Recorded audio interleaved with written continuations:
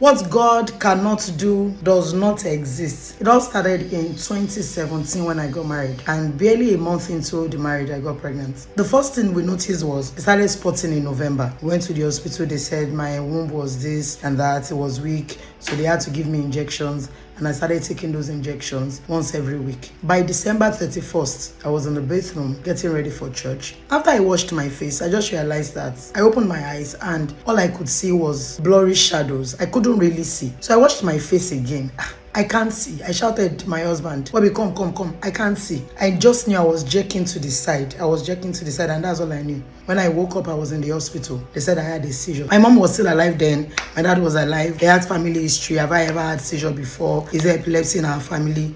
They said no. So during that pregnancy for my firstborn, I had a seizure 3 times. So when I gave birth to my firstborn in 2018, I didn't experience any seizure anymore. My second child, because I guess it was the sugar, so they told me that I should usually be on soft drinks so that my sugar will not crash and then I won't go into having seizure. So all through 2020 for my second child, my daughter, I didn't have any seizure until October 21st. I was sleeping upstairs in our room. I woke up and realized that I had seizure. And how I knew was I would always bite my tongue really hard, like marks all over here, almost like my tongue is cutting off. Went to the hospital, I did surgery to get my daughter out. You see, this is my last child, my third born. No single seizure all through our pregnancy. I felt like I was free, I was okay, I was fine. I was discharged home. 7 days after her birth, we did the naming. 2 days after the naming, it was in the middle of the night. All I knew was in the car, I was hearing my sister-in-law shouting my name and speaking in the Holy Ghost. We got to the hospital, they put me on a stretcher. Later, they explained to me that I had a seizure. The seizure kept coming. This girl was giving birth to in 2023. So I was having this seizure back to back from 2023. In May 2025, I joined the fire altar and I started praying. This thing happened that I can't close my eyes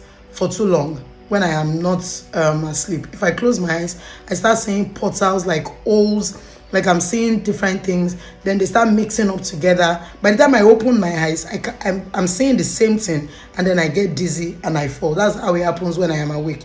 When I am asleep, I don't know how it happens. I just wake up to see that I have had this seizure. I went back to the doctor. He now said I should get an EEG done on my brain.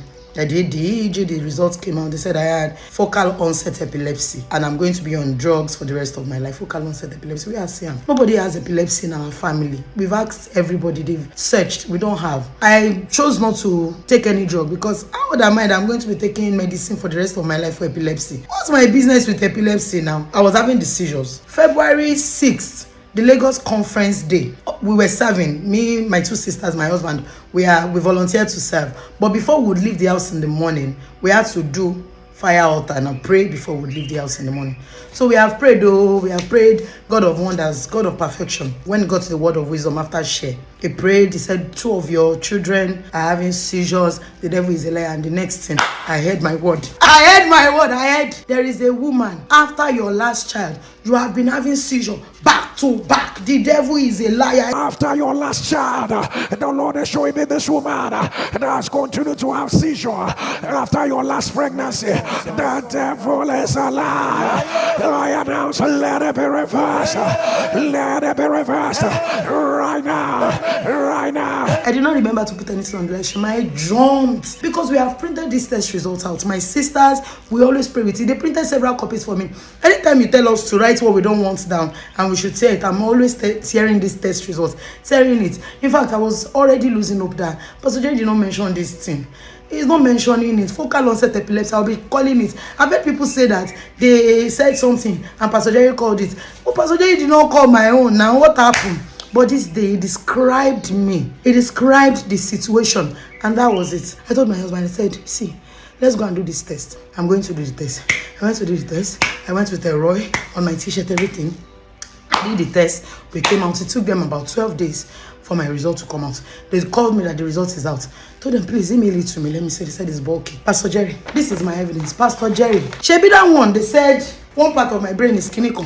See how bulky the scan is. Here, background reading, normal. No abnormality. Same. Normal ECG. Pastor Jerry, me, I have normal ECG. I have normal. You don't want to know how it feels to know that anything can happen to you on the road.